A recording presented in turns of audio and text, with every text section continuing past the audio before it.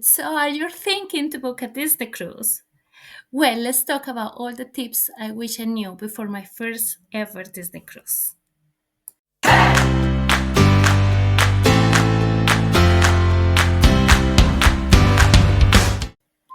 Hey, this is Lily from LDT, and today we're going to talk about the tips I wish I knew before my first ever Disney cruise.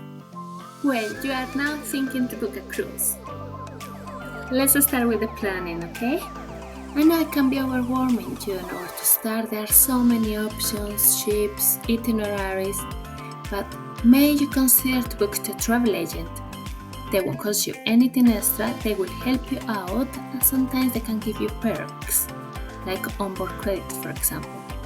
That would be good, isn't it?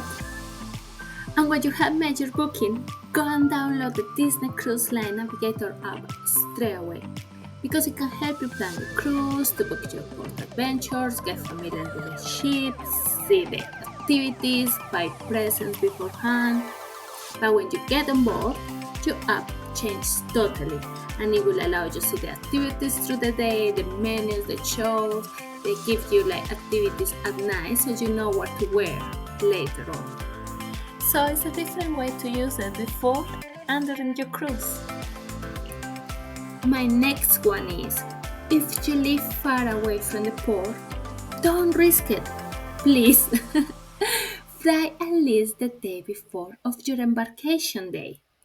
You will never know what could happen and you might miss your cruise. Or if you could drive but you live like an hour and a half from the port, I will recommend to book a room near the port so you will wake up fresh and relaxed that you will be on board the day you wanted to be on board. Oh, this is a good one.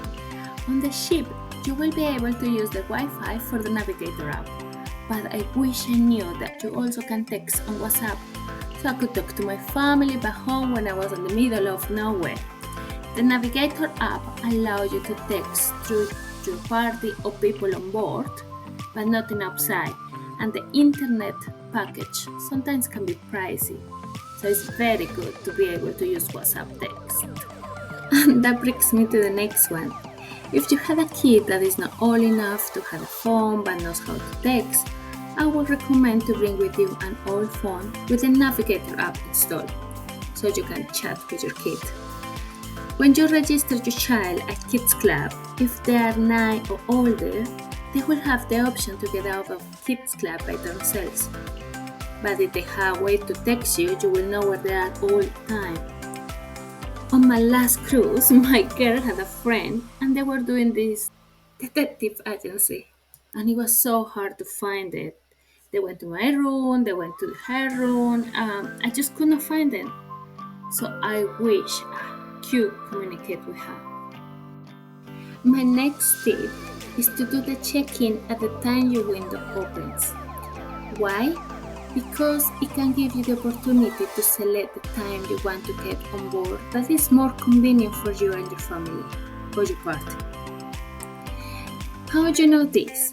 Well, the windows are categorized by the Castaway Club status.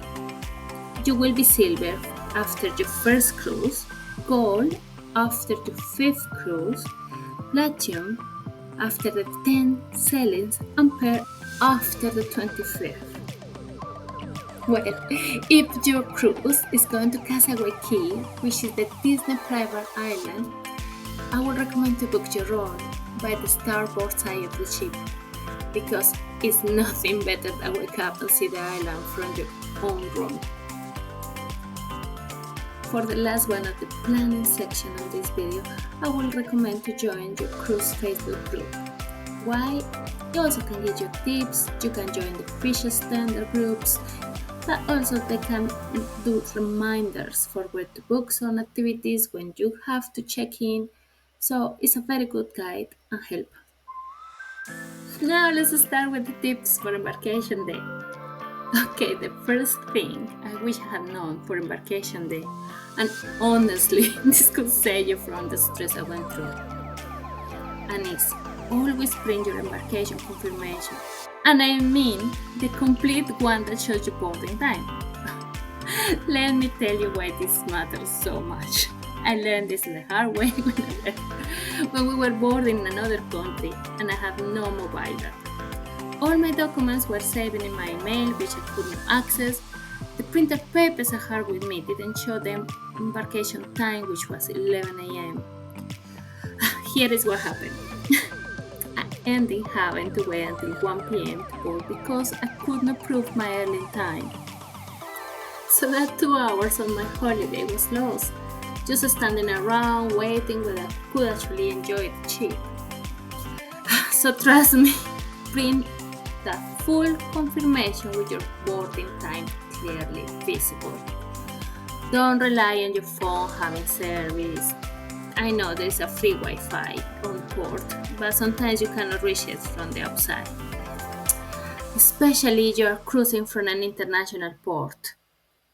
This is a simple step that will save you so much frustration. Here is my second tip for your embarkation day. There is actually a welcome lunch waiting for you at one of the main restaurants. Now, if you are sailing from Disney dream or fantasy, you will typically find this animator palette. But here is the thing. If you are on a different ship or you just want to double check, don't worry, simple as a cast member. They will happily point in the right direction. They are incredibly helpful and always eager to make you sure you don't miss anything out. Now, let's say you miss the welcome lunch. It happens to the best of us. Here is what I want you to know. You are absolutely not going to go hungry. You have got Cabana's buffet as your backup plan, and even if that's closed for some reason, there is always food available on the deck. But here is the real insider secret that puts my mind at ease every single cruise. Room service is available and is free whenever you need it. Yes, you heard that right. You will access to food anytime during the cruise. And you can order some items that are not in the menu, like Mickey bars or the cake of the day. Yes, you can order the cake of the day. So relax and enjoy your embarkation day, knowing that Disney has you completely covered when it comes to keep you well fed. Here is a pool tip. While everybody else is getting settled and exploring the ship, you could be enjoying much quiet pool experience. Pack your swimming costume on your carry-on bag because your main luggage is going to take a few hours to reach your stateroom, but you will have access to everything in your carry-ons anyway. But here is my pro tip. If you have an early dinner during your stay and the show that a specific night is something you don't want to do, you could use the pool instead of having the pool plug ticket to yourself. Well, I mentioned this one just for a personal experience.